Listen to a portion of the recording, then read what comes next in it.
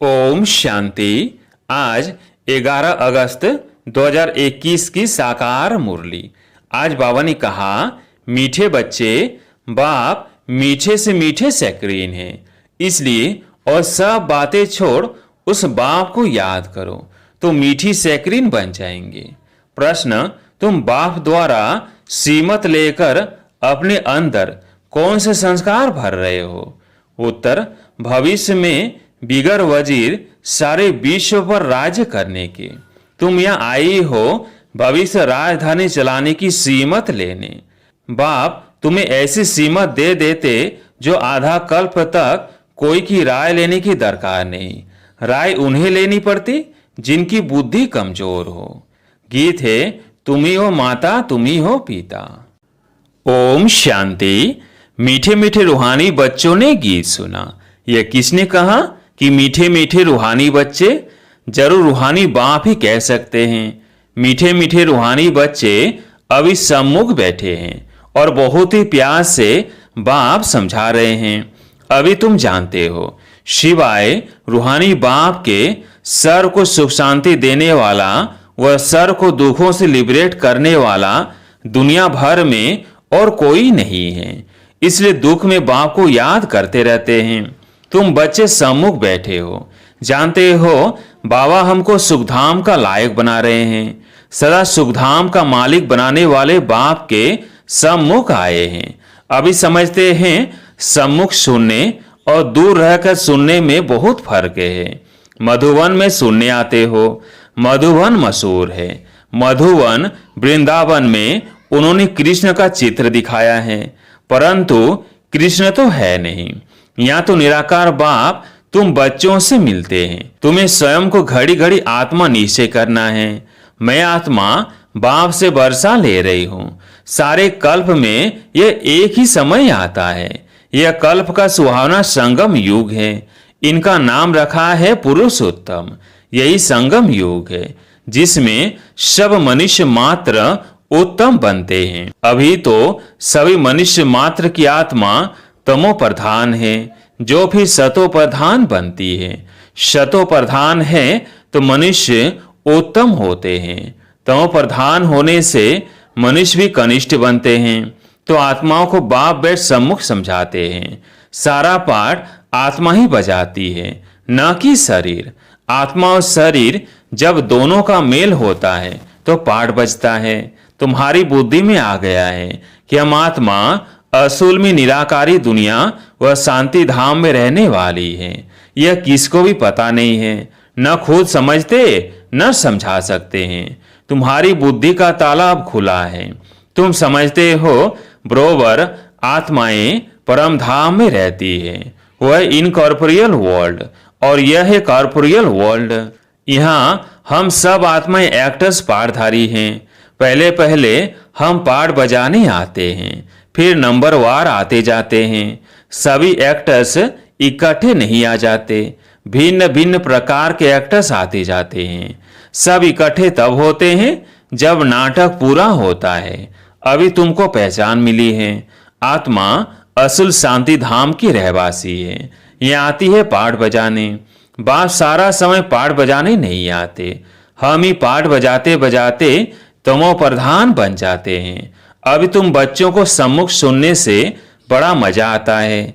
इतना मजा मुरली पढ़ने से नहीं आता। यह सम्मुख होना तो पहले सतयुगी आदि सनातन देवी देवता धर्म वाले ही आते हैं। तुम जानते हो कि भारत गॉड गॉडेज का स्थान था, अभी नहीं है। चित्र देखते हो तो थे जरूर।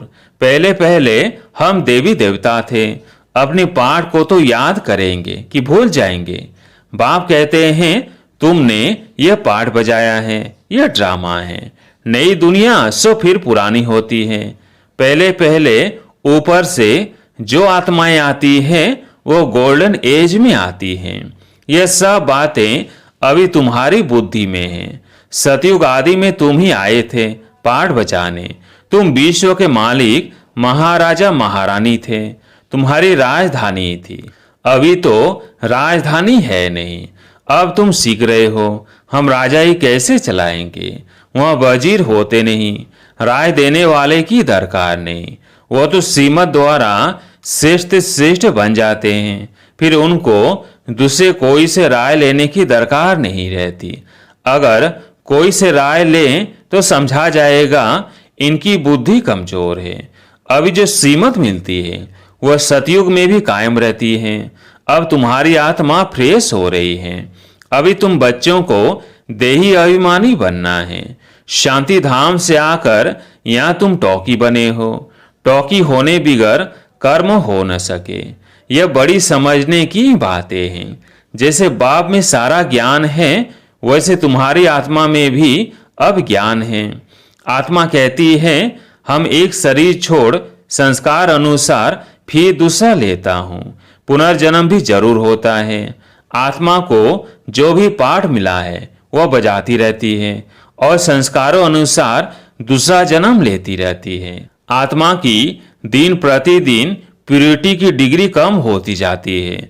पतित अक्षर द्वापर के बाद काम में लाते हैं, फिर भी थोड़ा सा फर्क जरूर पड़ जाता है।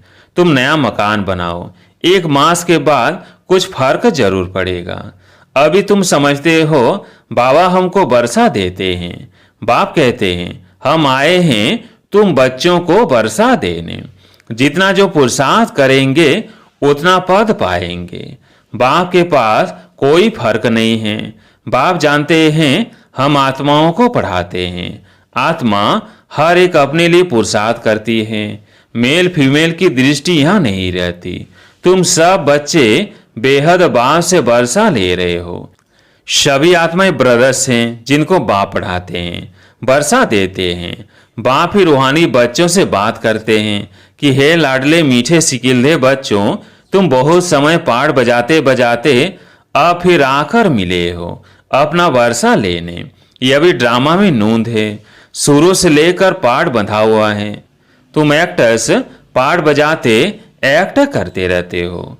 आत्मा अविनाशी है, इसमें अविनाशी पाठ भरा हुआ है। शरीर तो बदलता रहता है, बाकी आत्मा सिर्फ प्योर से इम्प्योर बनती है। सतयुग में है पावन, इसको कहा जाता है पतित दुनिया। अभी सुखधाम स्थापन होता है, बाकी सब आत्माएं मुक्ति धाम में रहेगी। अब यह बेहद का नाटक आकर पूरा हुआ है। सभी आत्माएं मच्छरों मिसल जाएंगी। इस समय कोई भी आत्मा आए तो पति दुनिया में उनकी क्या वैल्यू होगी? वास्तव में वैल्यू उनकी है जो पहले पहले नई दुनिया में आते हैं। नई दुनिया थी वो फिर पुरानी बनी है। नई दुनिया में देवताएं थे, वहाँ दुख का नाम नहीं था। यहाँ तो अथाह दुख है। बाप आकर दुख की पुरानी दुनिया से लिबरेट करते हैं। यह पुरानी दुनिया बदलनी जरूर है। जैसे दिन के बाद रात, रात के बाद दिन होता है। तुम समझते हो ब्रोवर हम सतयुग के मालिक बनेंगे, तो हम क्यों न आत्मा निश्चय कर और बाप को याद करें। कुछ तो मेहनत करनी होगी। राजाई पाना कोई सहज थोड़ी है। बाप को याद करना है। यह माया का वंडर है जो घड़ी घड़ी तुमको भुला देती है। इसके लिए उपाय रचना चाहिए। ऐसे नहीं मेरा बनने से याद जम जाएगी।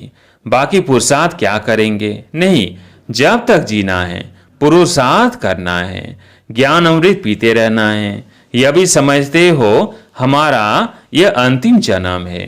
इस शरीर का भान छोड़ देही अभिमानी बनना है। गृहस्थ व्यवहार में भी रहना है। पुरुषार्थ जरूर करना है। सिर्फ अपने को आत्मा निश्चय कर बाप को याद करो। तमेव मातश्च पिता। यह सब है भक्ति मार्ग की महिमा। तुमको सिर्फ एक अलग को याद करना है। एक ही मैं सैक्रीन हूँ। तुम भी और सब बातें छोड़ बहुत मीठे सैक्रीन हो जाओ।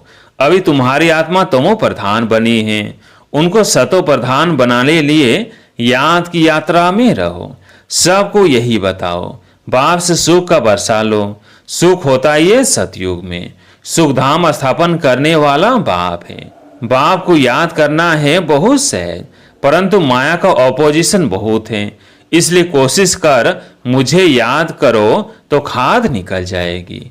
सेकंड में जीवन मुक्ति गाया जाता है। इस ड्रामा में हर एक को अपना पार्ट रिपीट करना है। इस ड्रामा के अंदर सबसे जास्ती हमारा पार्ट है, सुख भी सबसे जास्ती हमको मिलेगा। बाप कहते हैं तुम्हारा देवी देवता धर्म बहुत सुख देने वाला है और बाकी सब शांति धाम में चले जाएंगे। हिसाब किताब चुकतू कर जास्ती विस्तार में हम क्यों जाए। बाप आते ही हैं सबको वापिस ले जाने, मच्छरों सदृश सबको ले जाते हैं, शरीर खत्म हो जाएंगे। बाकी आत्मा जो अविनाशी है वो हिसाब किताब चुकतू कर चली जाएंगी। ऐसे नहीं कि आत्मा आग में पड़ने से पवित्र होगी। आत्मा को याद रूपी योग से ही पवित्र होना है। योग की अग्नि है यह। उन्होंने फिर नाटक बेड बनाए हैं। सीता आग से पार हुई, आग से कोई एक को थोड़ी पार होना है। बाप समझाते हैं तुम सब सीताएं इस समय पतित हो, रावण के राज्य में हो। अब एक बाप की याद से तुमको पावन बनना है। राम एक ही है। अग्नि अक्षर सुनने से समझते हैं। आग से पार हुई, कहाँ योग अग्नि, कहाँ वो। आत्मा परमात्मा से योग रखने से पति से पावन होगी। रात दिन का फर्क है। आत्माएं सब सीताएं हैं। रावण की जेल में शोक वाटिका में है। यहाँ का सुख तो काग विष्टा मिसल है, स्वर्ग के सुख तो अथाह है। तो बच्चों को ज्ञान रत्नों से झोली भरनी चाहिए। कोई भी प्रकार का संशय नहीं आना चाहिए। देहाभिमान आने से फिर अनेक प्रकार के प्रश्न आदि उठते हैं। फिर बाप जो धंधा देते हैं वो करते नहीं हैं। मूल बात है हमको पति से पावन बनना है। दूसरे कोई भी संकल्प उठाने की दरकार नहीं है। यह पतित दुनिया और वह है पावन दुनिया। मुख्य बात है ही पावन बनने की। पावन कौन बनाएंगे ये कुछ भी पता नहीं। बोलो तुम पतित हो तो बिगड़ पड़ेंगे। अपने को विकारी कोई भी समझते नहीं। कहते हैं गृहस्थी तो सब थे। राम सीता लक्ष्मी नारायण को भी तो बच्चे थे ना, वहां भी तो बच्चे पैदा होते हैं। ये भूल गए हैं कि उसको वॉइसलेस वर्ल्ड कहा जाता है। वो है शिवालय। बाप तुम बच्चों को कितनी युक्तियां बताते रहते हैं। यह तो बाप टीचर गुरु हैं जो सबको सदगति देते हैं। वह तो एक गुरु मर गया तो फिर बच्चे को गद्दी देंगे। अब वो कैसे सदगति में ले जाएंगे। सर्व का सदगति दाता है ही एक। रावण राज्य में है दुर्गति, राम राज्य में है सदगति। बाप सबको पावन बनाकर ले जाते हैं। फिर कोई फट से पतित नहीं बनते, नंबरवार उतरते हैं। सतो प्रधान से सतो रजो तमो। तुम्हारी बुद्धि में 84 का चक्र बैठा है। तुम जैसे अब लाइट हाउस हो। ज्ञान से इस चक्र को जान गए हो कि यह कैसे फिरता है। अभी तुम बच्चों को और सबको रास्ता बताना है। तुम सब सेना हो, तुम पायलट हो, रास्ता बताने वाले। सबको बोलो अब शांति धाम सुख धाम को याद करो, कलयुग दुख धाम को भूल जाओ। हम आपको बहुत अच्छा रास्ता बताते हैं। पतित और पावन एक ही निराकार बाप है। उनको याद करने से तुम पावन बन जाएंगे। तुम्हारी आत्मा पर जो कट चढ़ी है वो उतरती जाएगी। भगवानुवाच मन मना भव। शिव भगवानुवाच विनाश काले विपरीत बुद्धि विनश्यन्ति। और विनाश काले परमपिता परमात्मा के साथ प्रीत बुद्धि विजयंती। तुम्हारी जितनी प्रीत बुद्धि होगी उतना ऊंच पद पाएंगे। देह अभिमान में आने से इतना ऊंच पद नहीं पा सकेंगे। अच्छा, मीठे मीठे सिकिल्धे बच्चों प्रति माता पिता बाप दादा का याद प्यार और गुड मॉर्निंग। रूहानी बाप की रूहानी बच्चों को नमस्ते। हम रूहानी बच्चों की रूहानी बाप दादा को याद प्यार गुड मॉर्निंग नमस्ते नमस्ते। धारणा के लिए मुख्य सार। पहला पॉइंट, ज्ञान रत्नों से अपनी झोली भरनी है।